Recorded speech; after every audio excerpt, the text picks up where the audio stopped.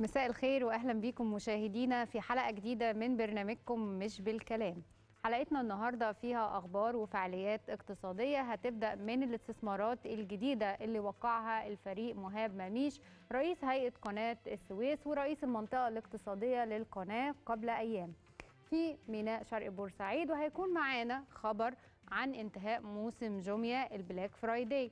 هنروح بعدها لاستعراض الخدمات الجديدة في مؤتمر هيئة البريد، وهنختم حلقتنا النهاردة بحوار شامل عن أوضاع السياحة في مصر مع الأستاذ باسل السيسي نائب رئيس غرفة شركات السياحة وكالات السفر. فاصل قصير ونعود لحضراتكم لاستكمال تفاصيل أخبارنا.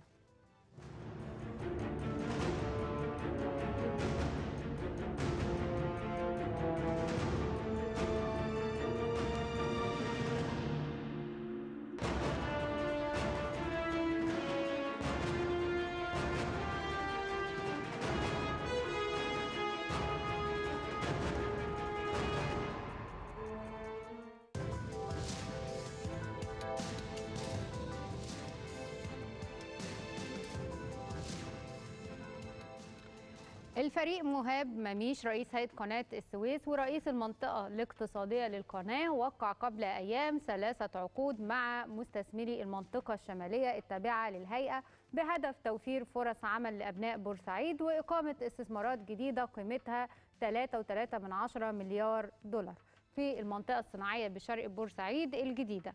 الاتفاقيات الثلاث تمت في قطاعات استخراج وإنتاج وتشوين الملح والبتروكيماويات. الفريق مهاب مميش قال في تصريحات عقب التوقيع إن الهيئة الاقتصادية بتعمل على دعم المستثمر الجاد وتسهيل كافة الإجراءات له. المهندس سمير عفيفي رئيس شركة سيسكو ترانس قال إن التوقيع على عقد إنشاء محطة متعددة الأغراض بميناء شرق بورسعيد هيكون أول ميناء أخضر بمصر. خلونا نعرف تفاصيل هذه المشروعات والاتفاقيات اللي وقعت من الأستاذ محمد يحيى العضو المنتدب لشركة سيسكو للموانئ المتخصصة واللي موجود معانا دلوقتي على التليفون. أهلا بحضرتك يا أستاذ محمد. اهلا بحضرتك يا فندم. مساء الخير يا استاذ منى. مساء الخير. هو مبدئيا عايزين نعرف يعني ايه ميناء بورسعيد هيتحول الى ميناء اخضر؟ هو حضرتك مبدئيا احنا وقعنا مع سياده الفريق مهاب مميش من 3-4 ايام على محطه متعدده الاغراض بمساحه 380 الف متر مربع بطول رصيف 900 متر وغاطس 18.5 متر في ميناء شرق بورسعيد. واحنا ان شاء الله ناويين نعمله واحنا واخدين حق امتياز يبقى تشغيل واداره وانشاء وكده. ده اللي هو نظام البي او تي؟ نظام بي او تي مظبوط كده. تمام.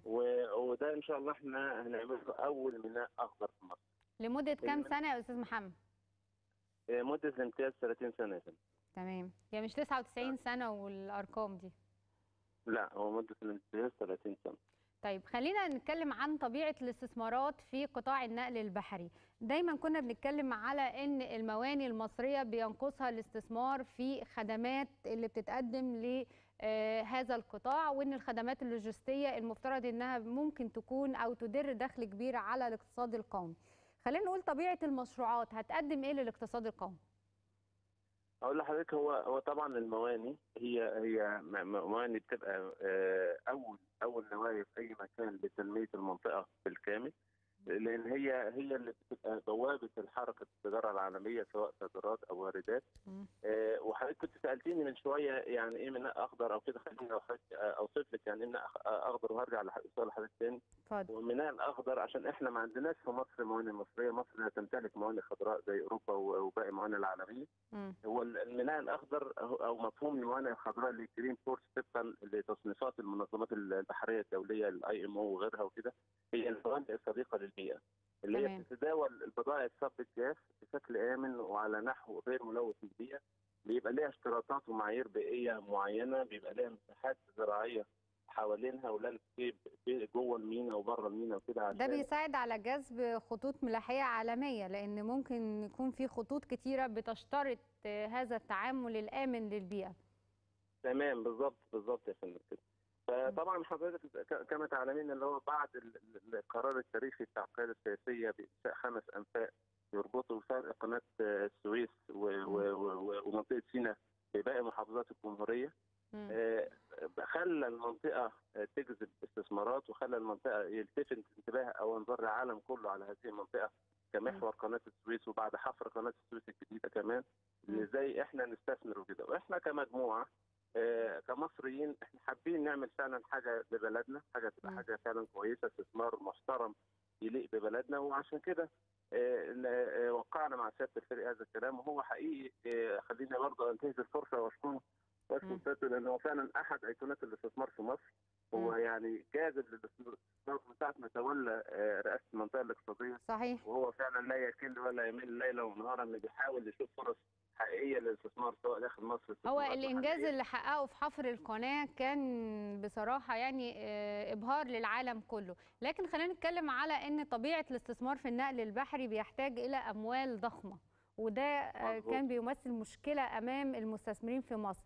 اللي عرفته ان الشركه فيها مستثمرين اجانب، ازاي اقنعتوهم انهم يشتركوا في هذا الاستثمار الضخم في هذا التوقيت؟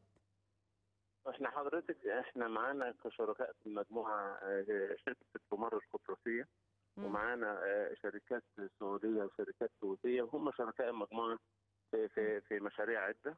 وحقيقي احنا من اول جلسه مع سياده الفريق وهو رافع شعار كلنا واحد لاي حد جاد فعلا حقيقي عايز يستثمر في مصر. هو بيذلل له جميع العقبات قدامه عشان يبقى فيه فعلا فرصه حقيقيه اللي يستجذب فيها، ويبقى فريق واحد. يعني المستثمر مش حاسس ان هو في مكان غريب او مكان عليه خوف، لا ده هو حاسس بامان وامن وامان في المنطقه الاقتصاديه. وهو ده كان المحور الاساسي اللي الشركاء صنعوا معانا، او يعني تبلور المجهود دوت اللي احنا فعلا نعمل المشروع دوت، ووقعنا على كده. طيب، في دايما شكاوى، وانا عارفه ان حضرتك المجال يعني النهارده مش متروك، واحنا بنحتفل بتوقيع عقود زي دي بتضيف للاقتصاد المصري، لكن هنا عايزه اسال حضرتك سؤال مهم عن رسوم الانتفاع بخدمات ميناء شرق بورسعيد. دايما في شكاوى من مضاعفه الرسوم وعدم تواكبها مع الحاله الاقتصاديه اللي بتمر بيها الدوله. هل المشروعات اللي هتقوموا بيها حاليا هتساهم يعني في تخفيض هذه التكلفة على المستوردين؟ طبعا هو طبعا زي ما حضرتك تعلمي، هو برضه الشهر الماضي سياده الفريق طلع قرارات بتخفيض الرسوم، وده هيساعد كتير لبعض الخطوط الملاحيه اللي كانت مشيت من شرق بورسعيد اللي ترجع تاني. بس طبعا انت حضرتك عارفه ان الخطوط دي مش بترجع في يوم وليله، قرار رجوعها بيبقى قرار محتاج شويه وقت ومحتاج شويه ارتباطات مع الموانئ الاخرى وبتاع وكلام زي كده. بس ان شاء الله هيرجعوا، لان فعلا هو اصدر قرار فعلا يعني نزل بيه الرسوم بشكل كبير جدا، وعمل فيه مميزات كبيره تعوض اي حد عن اي حد ثاني اللي غلو رسوم بعض الرسوم في الموانئ المصريه وكده، او ميناء شرق بورسعيد تحديدا. وده المفروض هيجذبهم تاني ويرجعوا ان شاء الله. خلينا نقول ان النهارده دي بدايه لانجازات القناه الجديده، وان توقيع مشروعات زي اللي بنشوفها النهارده بدايه مبشره زي ما بنقول. هل عندكم رؤيه لمشروعات اخرى للاستثمار في قطاع النقل البحري، ولا المشروع ده هيكون يعني مؤثر عليكم بشكل ان استثماراته ضخمه ومحتاج مجهود؟ لا ان شاء الله عندنا كمان في النقل البحري، عندنا في المنطقه اللوجستيه في بورسعيد، عندنا في السخنه برضه تبع المنطقه الاقتصاديه في كام مشروع كده تحت الدراسه، بنعمل لهم الدراسات بتاعتهم، وان شاء الله يبقى يظهروا للنور قريب ان شاء الله. استاذ محمد، يعني زي ما بنقول ان الخبراء في قطاع النقل البحري في مصر مش كتير، فان شاء الله حضرتك تبقى ضيف معانا في حلقه في الاستوديو نتكلم على قطاع النقل البحري والاستثمار في مجال اللوجستيات اللي دايما كانت بتتكلم عنه الحكومات الحاليه والسابقه على انه هو هيكون قاطره الاقتصاد القومي. بشكرك على وجودك معانا، وانا عارفه ان حضرتك يعني مستعجل، واحنا عندك طائره ان شاء الله يكون فيها خير لمصر تعود لينا كده بإنجاز جديد. شكرا جزيلا. شركة جوميا أنهت النهاردة موسمها السنوي للتخفيضات المعروف باسم البلاك فرايداي. الشركة اللي بتمثل منصة إلكترونية لتسويق وبيع المنتجات والسلع المختلفة عبر الإنترنت قالت إن حوالي 16 مليون زائر تسوقوا في أكثر من 500 ألف منتج وسلعة، وكتير منهم استفاد من التخفيضات اللي قدمتها الشركة على السلع واللي بتتراوح ما بين 25 إلى 80%. الرئيس التنفيذي للشركة المهندس هشام صفوت قال إنه من المتوقع أن يصل حجم التجارة الإلكترونية في مصر إلى 2.7 مليار دولار بحلول عام 2020. وأضاف إن موسم البلاك فرايداي ساهم بقوة في إنعاش التجارة الإلكترونية ووفر فرص عمل لآلاف الشباب في مصر.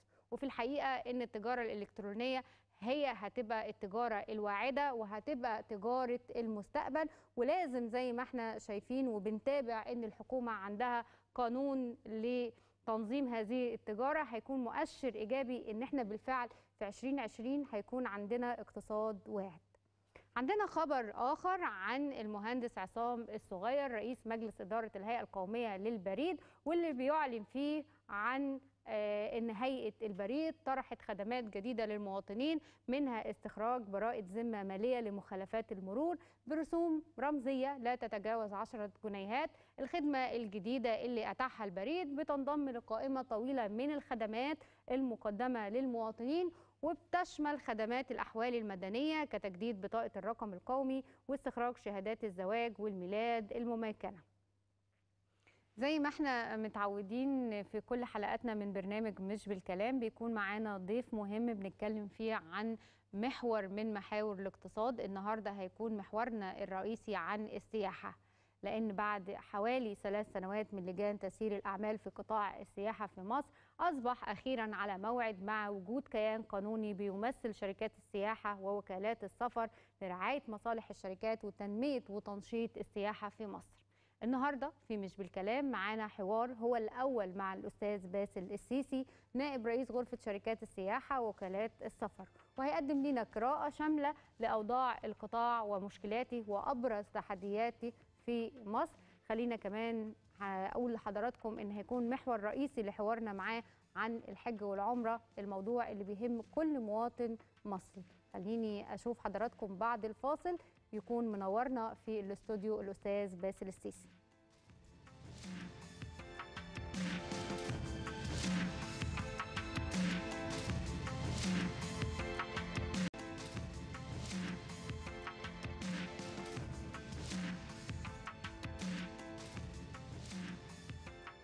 اهلا بكم من جديد مشاهدينا، وزي ما اتكلمنا مع حضراتكم ان حوارنا النهارده هيكون حوار عن تقييم الوضع لقطاع السياحه بشكل كامل، سواء سياحه دينيه او ترفيهيه. معانا النهارده زي ما قلت لحضراتكم برضو قبل الفاصل الاستاذ باسل السيسي نائب رئيس غرفه شركات السياحه. اهلا بيك معانا. اهلا بيك يا فندم. كنا بنقول ان لاول مره بقى في يعني قطاع بيتكلم عن مشاكل شركات السياحه، بيتعامل مع الحكومه، بينقل المعوقات والتحديات اللي بتواجه القطاع. لو هنقول بشكل مفصل وفي نفس الوقت يعني في نقاط محدده، قطاع السياحه في مصر حاليا بيعاني ولا في حاله انتعاش؟ هو قطاع السياحه في الفتره قياسا بالفتره السابقه يعتبر افضل، ولكن لا زال بيعاني، لا زال خارج من أزمة كانت على مدار أكتر من سنة. احنا عندنا حتى كتمثيل، انت حضرتك قلت ان لأول مرة يكون في جهة بتدافع عن شركات السياحة أو بتكون لها رؤية بتوصلها للمسؤولين عن القرارات وكده. هو فعلا احنا بقالنا 3 سنين ما كانش فيه مجالس منتخبة، وكان فيه لجان تسيير أعمال معينة، ودي كان لها انت عارفة اللجان من تسيير أعمال لها مدد معينة، فبالتالي ما عندهاش صلاحية انها تعمل قرارات وقواعد تكون طويله المدى، فبالتالي كان دايما بيقوم دورهم كمجرد تسيير اعمال، فما كانش في حد فعلا عنده الفرصه انه يخطط لوقت اطول. النهارده في مجلس اداره، يعني معناها ان في مده معينه بتقرها طبقا للانتخاب 4 سنين للمجلس الاداره الموجود، المفروض ان هو يحط خطه شامله لكل قطاعات السياحه، ان هو يقدر يبقى عنده منهج وخطه محدده وبرنامج بحيث انه يكون يشتغل عليها في مجال 4 سنين ويقدر يحقق منها كتير. دي من ضمن الحاجات اللي يعني انا بعتبرها هي كانت المحور بتاع القصور اللي موجود في قطاع السياحه. حضرتك بتقول ان القصور ان ما كانش فيه رؤيه واضحه للنهوض بقطاع السياحه. صحيح. خلينا اقول ان كان في قصور، يعني شركات سياحه كتير كانت بتشتكي منه لما بيكون في مسؤول عن شركات السياحه معين من وزاره السياحه، فهنا المصالح كانت بتتضارب. هل في الانتخابات الجديدة كان في فصل، يعني المعينين كان عددهم محدد ولا الكل جاء بالانتخاب؟ احنا عندنا النظام القانوني اللي موجود بيقر ان في انتخاب لعدد ثلثي الاعضاء، والثلث بيعين من قبل وزاره السياحه المصريه. ده قانون موجود من بقاله سنين طويله، اعتقد ان شاء الله مع التعديلات الجديده في القانون هيبقى كل منتخب طبقا للاليات الطبيعيه اللي الناس بتشتغل بيها. لكن خليني اقول لك ان حتى المعين ليه مزايا ان هو يقدر يغطي النقص اللي ما تفرسوش الانتخابات. يعني احيانا الانتخابات ما بتفرس تغطيه الموضوع بالكامل، يبقى في جوانب قصور. المعينين بالفعل اللي جم يعني قدرنا نختارهم بالاشتراك مع وزاره السياحه، بحيث ان هم فعلا بيغطونا القصور اللي موجود في المجلس اللي تم انتخابه. قبل ما نتكلم على الخطة الشاملة اللي إن شاء الله هتقدموها لوزارة السياحة أو بالاشتراك مع وزارة السياحة للنهوض بقطاع السياحة ومعالجة التحديات، بس خلينا نقول هل بيبقى فيه تضارب مصالح؟ يعني النهارده المعين في غرفة شركات السياحة بيبقى عنده مشكلة إنه ينقل مشاكل شركات السياحة بشكل حقيقي وواقعي للوزارة، والأزمة دي حضرتك شفتها في موسم العمرة لما كان أستاذ أشرف شيحة بيقعد في القنوات التلفزيونية يكلم رئيس غرفة شركات السياحة ويقول له حضرتك مستشار الوزير ولا تعبر عن غرفة شركات السياحة. صحيح. هو النهارده عاوز اقول لحضرتك ان الجزء الاساسي اللي هو كان بيبقى دافع للراجل اللي موجود ممثل غرفه شركات السياحه قدام الوزاره، الجمعيه العموميه، ان هي الناس المنتخب بيبقى حاطينها نصب عينينا ان احنا بنحقق له هدف وناتج منه. يمكن لجان تسهيل الاعمال ما عندوش الحته دي، ما عندوش انه في جمعيه عموميه بترجع عليه وتقول له انا طلبت منك وما حققتوش، فما فيش الدافع. زائد ان احنا احيانا بيبقى في نوع من نسميها الحياء، انا تعيين من قبل جهه معينه، فبالتالي الحوار مش هيبقى بنفس القوه غير ان انا منتخب من جهه عشان اقدر امثل هذه المصالح قدام هذه الجهه. اكيد كلامك حقيقي صحيح، وان التعيين ما بيحققش الاداء بشكله الكامل اللي ممكن حتى نفس الشخص من الممكن موقعه بيتغير او موقفه بيتغير بتغيير موقعه، لو هو معين بيبقى ليه اداء ولو هو منتخب بيبقى ليه اداء تاني. طيب احنا معانا بقى النهارده نائب رئيس غرفه شركات السياحه المنتخب. اتفضلي. لو بنتكلم على ان قطاع السياحه من القطاعات اللي عانت كتير جدا نتيجه الثوره، وكان في تكتلات سياسيه من دول خارجيه، وزي ما شفنا مش قادرين نخرج من مشكله الطائره الروسيه لحد دلوقتي. القطاع بيعاني من ايه؟ يعني لو احنا رجعنا نتكلم عن الارهاب بشكله الكامل، موجود في كل دول العالم، موجود في الدول السياحيه الاكثر. صحيح. على سبيل المثال فرنسا واسبانيا، وشفنا حوادث تفوق حادث الطياره بتاع اللي حصلت في مصر. المعالجه نفسها هي اللي كان خطأ، التسويق الفكره وازاي الحدث وازاي ان انا انقله بشكل معين وازاي اظهر كل القوه بتاعتي اللي داخل مصر اتعاملت مع الموضوع ازاي، وازاي اظهره ان هو على حاله فرديه واننا كلنا الكلام ده، ان احنا اشتغلنا بشكل كويس جدا عشان نقلل من اثر هذا الموضوع على وجهه النظر الخارجيه. هو ده الحقيقي اللي احنا تعبنا منه، لكن الحوادث والحاجات دي موجوده في كل العالم. بس احنا شفنا ان رؤيه هيئه تنشيط السياحه اللي هي المفترض اللي منوط بيها معالجه مثل هذه المشكلات غير قادره على التعامل مع هذه الازمه. ودايما لو هرجع شويه يعني للخلف وهقول ان ايام وزاره السياحه ما كانت مزدهره وما كان دايما في طموحات ان احنا هنوصل ل 16 مليون سائح خلال 2010 قبل الثوره، مش هقول ان الاحلام ضاعت، لكن هقول اللي كان الاعتماد الاساسي من قبل الدوله على غرفه شركات السياحه. مظبوط. لان غرفه شركات السياحه كمان هي اللي بتمتلك الاموال يعني للصرف على هذه الحملات. مش عايزه اكمل يعني مظبوط الرؤيه، بس عايزه اقول لحضرتك ان فين دور غرفه شركات السياحه. خليني اكلمك عن اخر حدث عندنا، كان حدث الحادثه اللي كانت حصلت في الغردقه، لو انت متذكره كويس حاله الوفاه اللي حصلت في الغردقه.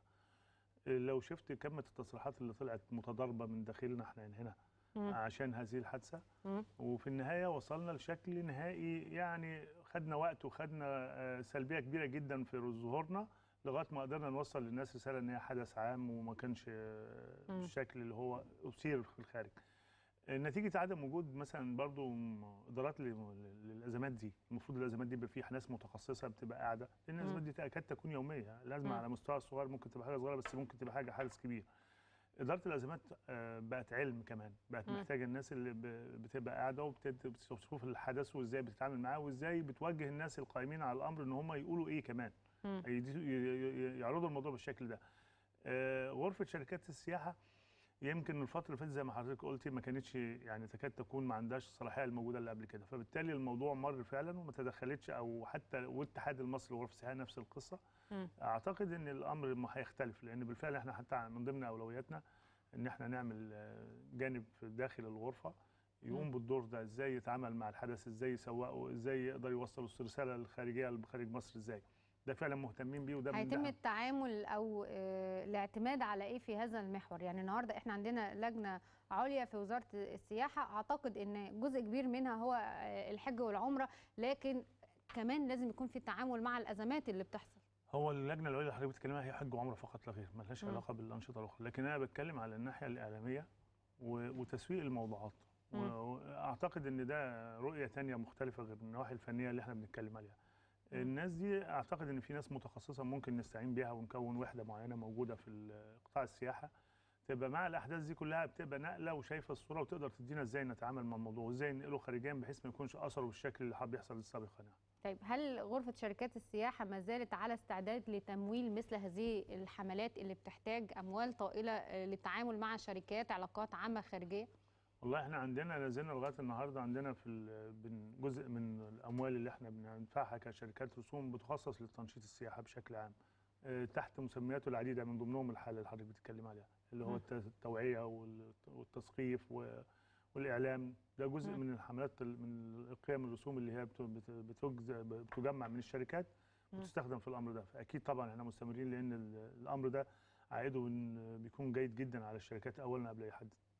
هل جانا سياحة من روسيا؟ السياحة من روسيا حاليا طبعا عندنا توقف في السياحة من روسيا، عندنا أمل أنها ترجع بالشكل اللي كانت موجودة عليه. يمكن بدأنا ندور على البدائل، أعتقد أن يمكن عدم وجود السياحة. هل خلاص الملف ده ما بقاش فيه أمل؟ لا بالعكس، ده احنا متوقعينه بشدة في أي فرصة ممكنة، في أقرب فرصة ممكنة، بس هو خلينا نقول مش هنقف عنده، لأن لو وقفنا عنده النهارده في أسواق بديلة. بس احنا علاقتنا الاقتصادية يعني جيدة بروسيا. هي جيدة، بس هي خلينا نتكلم الأمور أحيانا بتبقى سياسية أكتر من اقتصادية. أنا شايف إن الأمر يعني ساعة ما الدنيا تبقى سياسية بشكل مباشر هتلاقي فيه قرار بعودة السياحة الروسية. لأن المسائل الاقتصادية، هي روسيا ما منعتش السياحة إنها تخرج من روسيا، لكن هي منعتها عن مصر، والدليل على كده إن إحنا عارفين إنها بتوجه السياحة بتاعتها لاتجاهات تانية. متوقعين ده قريب قوي جدا، يعني إحنا متوقعين قريب جدا إن يكون في سياحة روسية.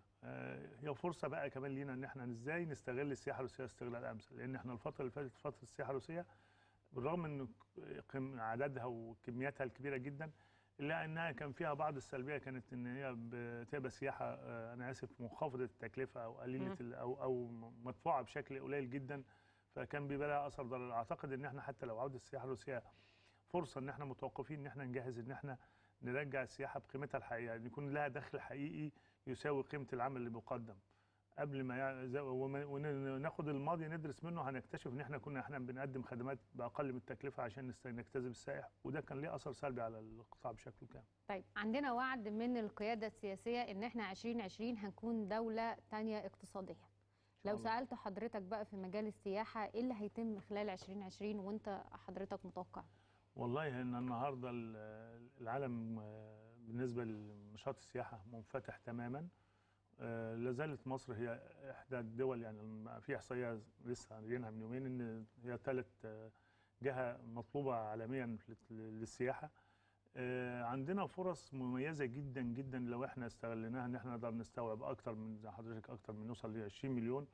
لو قدرنا نوصل الرقم ده هيبقى مردوده اقتصاديا على كل الانشطه. السياحه النشاط الوحيد اللي بيشتغل في كل الأنشطة الاقتصادية اللي موجودة، يعني يمكن عندنا في السياحة أكتر من حاجة و70 نشاط بيشتغلوا في السياحة. يمكن عندنا رسالة برضو بنشتغل عليها إن احنا يكون كل فرصة، كل بيت ليه أثر في السياحة، ليه أثر سواء حد بيشتغل من خلاله أو له عائد أو ليه مردود. لو احنا قدرنا نخش نعمل على كده أعتقد إن احنا هيبقى المردود جدا وهيكون أثر الاقتصادي بشكل عام على مصر كويس. ده على المستوى الاقتصادي في الدولة، لكن لما بتكلم على نائب رئيس غرفة شركات السياحة اللي حصل على هذا المقعد بالانتخاب، بالتأكيد بيبقى عنده أصوات بيحاول إنه يجذبها ويحافظ على الدعم طوال فترة مسيرته علشان الفترة اللي جاية إن شاء الله. ده بيخليه داخل ببرنامج انتخابي. صحيح.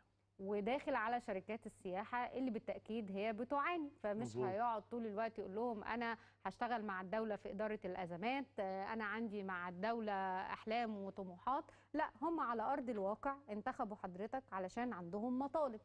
صحيح. المطالب دي ابرزها ايه؟ خلينا نتكلم على ان احنا بقالنا اكتر من 50 سنه او 50 سنه تقريبا عندنا قوانين بنشتغل عليها. القوانين دي تكاد تكون انتهت او يكون دورها اصبح غير فعال او غير مجدي في العمل السياحي. احنا القطاع الوحيد اللي في خلال من بعد الثوره وبعد الاحداث وبعد استقرار الوضع في مصر ووجود مجلس نواب ما حصلناش على اي فرصه بالنسبه لتعديلات قوانين وتشريعات. لا زال لغايه النهارده التشريعات اللي احنا بنشتغل عليها تشريعات ما تصلحش للوقت اللي احنا فيه بعد التطور اللي بيحصل. احنا النهارده عندنا الخدمات السياحيه بتقوم على العمل الالكتروني بشكلها كامل، بدءا من التنظيم والتعاقد والتسويق وحجز الرحلات، كله من خلال النظام الالكتروني اللي معمول بيه عالميا. لغايه النهارده احنا ما عندناش في القانون اي حاجه نقطه تخص الكلام ده، فالمفروض ان احنا في من ضمن برنامجنا التعديلات التشريعيه اللي تحمي العمل السياحي بشكله كامل، تحميه للكيانات الشركات او الفنادق او المطاعم اللي شغاله فيه، تحميه تدي الفرصه للناس اللي بتشتغل من خلال تراخيص ممنوحه من الدوله وعليها رقابه وعليها اداء وعليها تكاليف، تكون هي من حقها ان هي تنظم هذا العمل وما يكونش عليها دخلاء زي ما بيحصل النهارده.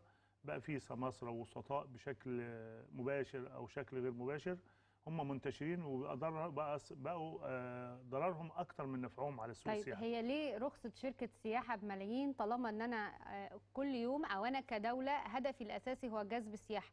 ايه اللي يخلي رخصه شركه السياحه بملايين وايه اللي يخليني اقفلها على ناس معينه؟ هو خلينا نقول ان احنا برضو اي عمل لابد يكون ليه تنظيم. ما ينفعش ان انا مثلا عندي سوق معين بيستوعب عدد او اي مكان حتى ولو غرفه حتى بتستوعب عدد من العماله تشتغل فيها، لو انا زودت عدد العماله اللي موجود فيها اكيد بيبقى الضرر اكتر من النفع. فبالتالي بنقول احنا عندنا النهارده 2500 شركه سياحه. اكيد العدد ده يفوق العدد اللي ممكن بيقوم على خدمه السياحه. مطلوب الاول نهيئ الناس دي ونعدها لتشغيل بشكل. وعدها ليه؟ اللي قادر ان هو يعد نفسه أساعدها. ويتعامل مع السوق يظل موجود زي اي قطاع. اللي مش قادر يخرج ويحل محله شركه تكون قادره او مستثمر يكون قادر. الاول بقى الدور بتاعنا ان احنا نهيئ له كدوله. بصراحه يا استاذ باسم بصراحه كدوله نهيئ له الاول. انا بقول لحضرتك لغايه النهارده ليه رخصه شركه السياحه بملايين؟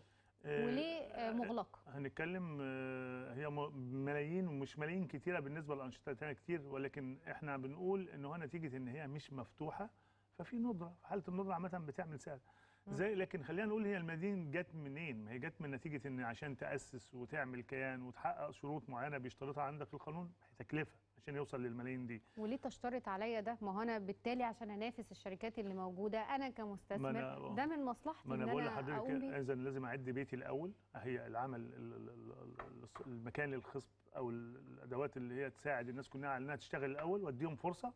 والسوق تلقائي بيخرج الناس اللي مش قادر بيخرج زي ما انت حضرتك بتقول. لكن الاول لازم اهيئ له الاول الامر، اهيئ له الامر من خلال زي ما قلت لحضرتك انا محتاج تشريعات فيها تعديلات كتير جدا جدا عشان اوصل بيها للناس يكون عندها فرص في العمل بشكل آمن وبشكل انها تحقق فرصها في ارباح وبشكل انها تغطي موظفينها وبشكل انها تلاقي فرص تنافسيه بينها وبين بعضها. يعني لا زلنا النهارده ان اللي بيشتغل على حجم السياحه المستجلبه عدد ضئيل جدا من الشركات جنب عدد الشركات الموجود. لان المنافسه تكون بتقفل على مجموعه من الشركات الكبار. محتاجين نحيي دور الشركات المتوسطه والشركات الصغيره لان هم دول اللي بيأمنوا اي عمل اقتصادي. من اي عمل اقتصادي نجاحه في تامين يكون دور للكيانات الصغيره والكيانات المتوسطه. انا عاوز اقول لك الكيانات الصغيره والمتوسطه مش مالهمش وجود، فنتيجه ان مفيش القواعد. هل ما زالوا اصلا موجودين في ظل المعاناه اللي قطاع السياحه بيعانيها من فتره الثوره حتى هذه اللحظه؟ موجودين بيعيشوا بشكل معين على قدر ما هو حد الكفاءه. هتقدموا لهم ايه بقى في الغرفه؟ احنا محتاجين نعمل لهم شويه، عندنا تدريب وعندنا نديهم فرص لخروج ولتسويق البرامج بتاعتهم وبندعمهم. بنعمل لهم كمان قواعد تديهم الفرصه ان نحافظ على كياناتهم بدون ما يكون الشركات الكيانات الكبيره تطغى عليهم. باقي نقطه مهمه جدا ان انا بقول لك ان المواقع الالكترونيه في تسويق البرامج السياحيه اللي هي بقت بديله للشركات السياحه صح. بقت من الخطوط. هل متواكبين مع هذه الحركه في الاقتصاد؟ محتاجين ان احنا الناس تبقى عندها الدوره دي وتبقى عندها العلم ده وعندها الافراد القائمين وتبدا تطور نفسها، والا تلقائي هي هتخرج من غير ما حد يقول لها اخرج. ما هو دي النقطة المهمة اللي أنا عايزة أسأل حضرتك عليها. مش هقول لثالث مرة لشركات السياحة رخصها بملايين، خاصة إن الشركات دي هتواجه منافسة شرسة من الحجز او قيام شركات اخرى عبر الانترنت بحجز كل الاعمال اللي بتقوم بيها شركه السياحه. ممكن موظف واحد على جهاز كمبيوتر يقوم بيه، وشركات اللي زي ما بنسمع عنها كتير اللي بتحجز وبتنقي ارخص الاسعار وانت قاعد في مكانك ممكن تعمل اي حاجه. هو انا مش مانع ان موظف واحد يقعد على جهاز كمبيوتر يشتغل على الكلام اللي حضرتك بتقوليه، بس يكون ليه شخصيه تضمن حقوق المواطنين او حقوق السواح بشكل او تضمن حقوق الدوله. لكن هو اللي بيحصل دلوقتي ان كل حاجه بتتكلم عليه خارج نطاق الكيانات المؤسسات اللي بتقرها الدوله في تنظيم الرحلات. احنا كل اللي مطلوب ان احنا يبقى في قانون بيدي الصلاحيه دي من خلال شركه سياحه لها ترخيص، لكن انا لو سبت الدنيا مفتوحه على مصراعيها بدون هذا اعتقد ان ضرره هيبقى كبير جدا. وبرضه بركز معاك واقول لك ان انا عدد الشركات اللي موجوده 2500 يحتاج كثير من العمل عشان يبقى كله عنده فرص في العمل، لان بالفعل العدد كبير. عشان كده لو فتحنا عدد شركات تاني دون اتاحه الفرصه للموجودين ان هم يخشوا السوق يشتغلوا، مش هيكون نتيجته ايجابيه. طيب حضرتك بتقول ان احنا عندنا 2500 شركه سياحه في مصر. وفي نفس الوقت كمان قلت في الحوار ان لا يجب تسييس السياحه، يعني ان ده عمل يجب ما تتدخلش فيه السياسه لانها بتاثر عليه. مظبوط. خلينا نقول بقى ان الكنز هنا بيكون عند السياحه الدينيه. مظبوط. ان الشركات اللي بتحصل على حصص من الحج والعمره خاصه في ظل يعني الاسعار المبالغ فيها سواء اللي بتحصل عليها الدوله او اسعار الطيران واسعار الاقامات، اصبح الموضوع يعني دخول في السياسه ودخول كمان في مكسب في المفترض في حاجه بتخص المشاعر او زي ما بنقول العلاقه الدينيه. خلينا نعرف بقى تفاصيل العلاقه الدينيه وليه دخلت فيها السياسه والمكسب والخساره بعد الفاصل.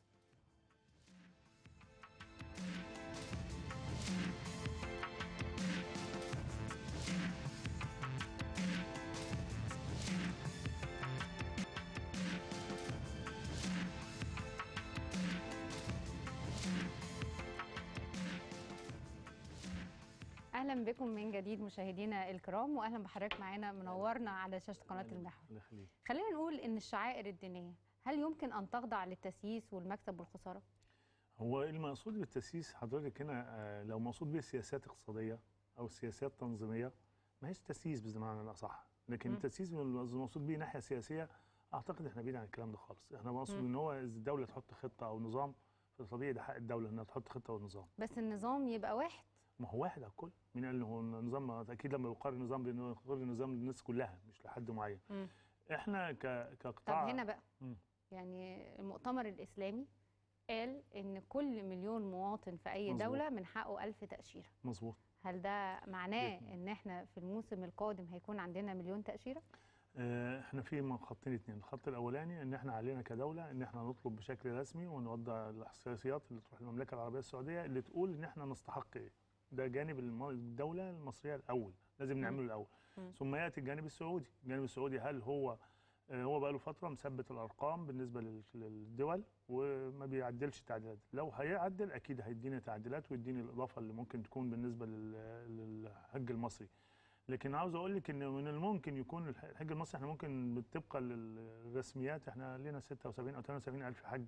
الحقيقه مش هم دول اللي بيطلعوا، احنا بنتعدى ال 100,000 واكثر. صحيح. بشكل غير رسمي او بشكل مخالف. تاشيرات الاقامه وتاشيرات الزياره وتاشيرات المجامله وتاشيرات المباشره، كل الكلام ده مسمى. لكن هو الافضل لينا كدوله وكمواطنين التاشيرات بشكلها النظام الرسمي من خلال القنوات الرسميه اللي بتديها الدوله حق التنظيم سواء. طيب قبل ما نغوص في تفاصيل يعني موسم الحج والعمره والاجراءات اللي البعض بيعتبرها ان فيها يعني نوع من انواع المبالغه، ان المواطن في مصر كل احلامه مش انه يسافر يروح يتفسح، يعني ناس كتير حضرتك عارف كل احلامهم في الدنيا ان هم يبقى عندهم يروحوا يعملوا عمره او يعملوا حج في السعوديه، وان الارقام المبالغ فيها اصبحت عبء عليهم وعلى حياتهم واصابت البعض بالاكتئاب، مش هنقدر يعني ننكر ده. بس قبل الفاصل كنت بسال حضرتك عن حصه شركات السياحه. هل الحصص اللي بتحصل عليها شركات السياحه في الحج والعمره سبب من اسباب ان انا عايزه اقفل على هذه الشركات علشان تستفيد؟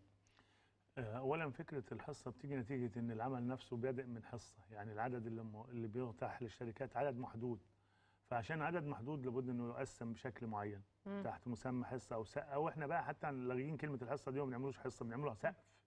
يعني بنطرح اليات للمنافسه بين الشركات، لكن في سقف للعدد. لكن الحصه بالشكل المباشر ما بقاش موجوده بقى لها فتره. يعني على سبيل المثال احنا السنه دي مثلا عندنا عدد الحجاج المصريين حوالي 36,000 حج.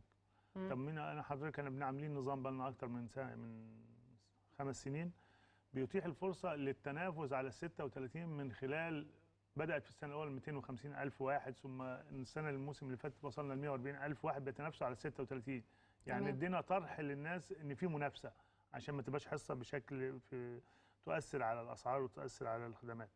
فلا بالفعل يعني احنا دايما بنتبنى مشروعات تحافظ على العلاقه المتوازنه ما بين الشركات ومصالحها وبين المواطن حقوقه. المواطن بقى وحقوقه. يعني المواطن اللي كل طموحه في الحياه انه عايز يروح يعمل عمره او حج. مظبوط. دلوقتي حضرتك السعوديه فرضت 2000 ريال.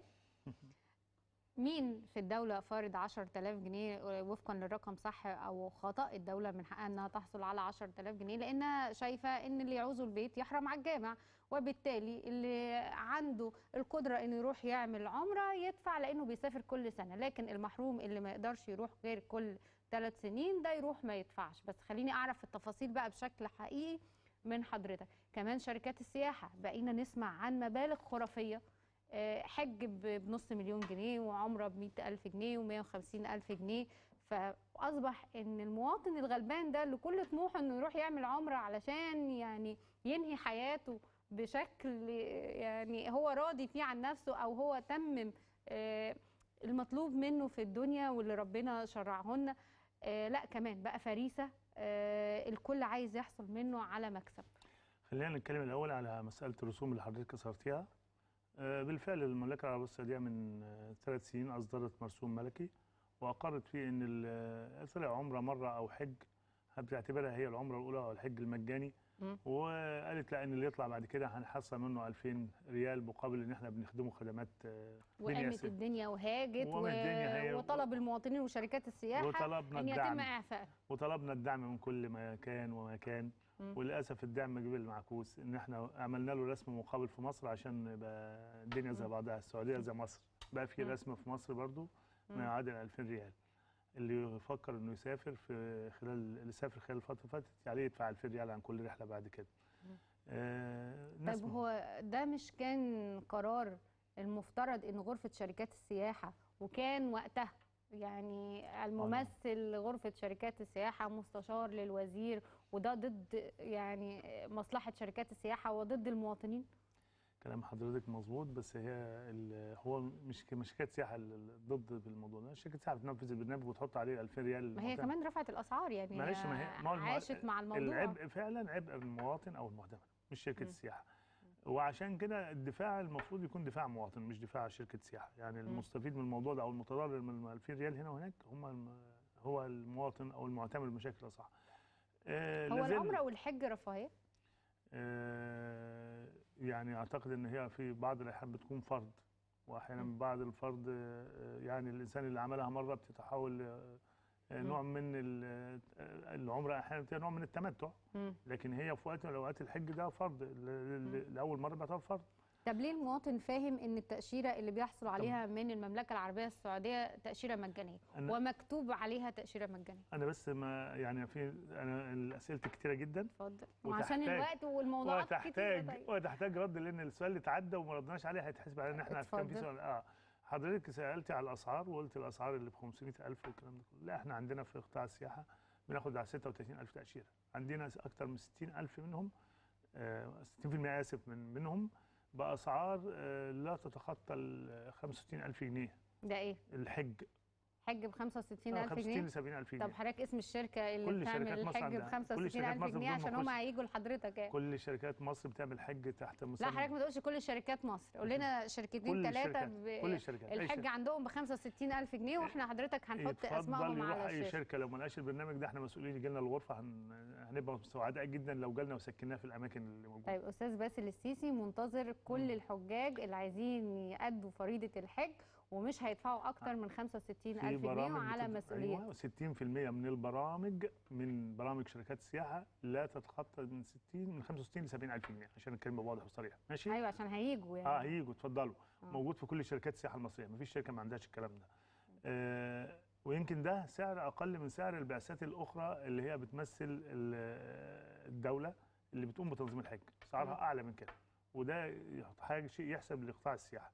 لكن حضرتك بتقولي لي على برامج ال 400 وال 500، فانت بتتكلمي على فئه لا تتعدى 1%، في بعض واحد ممكن يبقى موجود هناك ويطلب غرفه لوحده ثمنها قد كده. ما هو ده اللي المفترض يدفع ال 2000 ريال وال 10,000 جنيه، لكن المواطن الغلبان ده يدفع الارقام دي ليه؟ مؤيد حضرتك الكلام مظبوط، لكن انا بقول لك ان احنا نسبه البرامج الاقتصاديه اللي بالسعر اللي بقول عليها لا يعني توصل لاكثر من 60%. وجزء اللي حضرتك بتتكلمي على السعر ده برامج لها طبيعتها الخاصه لظروفها، لناسها لها تركيبه معينه، بتطلب بطريقه سفر بطريقه معينه، اقامه بطريقه معينه، ودي نادر لا تعدوا ال 1000 حجه او ال 1500 حجه على مستوى مصر كلهم، مش هعتبرهم قياس ومش هعتبرهم اساس. ده بالنسبه لمساله الاسعار. اما وبالنسبه للبرامج زي باكد لك ان الاسعار اللي بقولها حقيقيه وموجوده. خلاص حضرتك بقى اللي هتنقل لنا الاعداد اللي هتيجي لحضرتك ان شاء الله الغرفه. طيب خلينا نقول ان وسط دول ودول في اللي هم اصحاب التايم شير، الناس اللي حاجزه في السعوديه في ابراج السعوديه 25 سنه و30 سنه وحاجزه بعدد من الافراد، والناس كلها لما عرفت ان حضرتك موجود النهارده معانا في الحلقه كلهم كلموني قالوا لي طب انا دلوقتي عامل تايم شير ل6 افراد. صحيح. مفترض ادفع 2000 ريال لكل واحد و10,000 لكل واحد، فكده انا دخلت في رقم، وده علشان اروح استفيد بالتايم شير اللي كمان السعوديه ما بين قوسين منعه ان انا استغله او اجره. طب دول حضرتك يعني يروحوا لمين؟ اقدر اقول لحضرتك المفروض تايم شير ده يعني موضوعه كله مقام في المملكه العربيه السعوديه. تمام. وتحت تنظيم الاداره السعوديه بالكامل. كان يجب وانت بتعمل تعاقد فيه ان تضمن الحصول على التاشيره بالاليه السهله بدون اللي بنخش في المتاهه دي. يعني النهارده لما العمره السنه اللي فاتت السنتين اللي فاتوا احنا كان العمره ما بتشتغلش في سنه غير 3 شهور.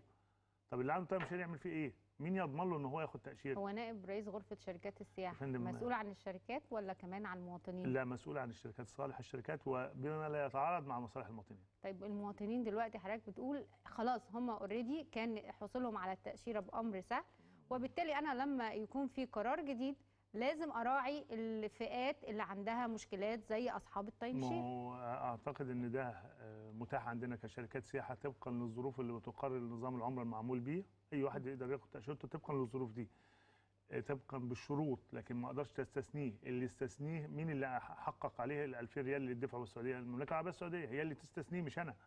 اما تبدا المملكه العربيه تستثنيه باعتبار انه صاحب تايم شير هيبقى الموضوع مختلف هنا في مصر.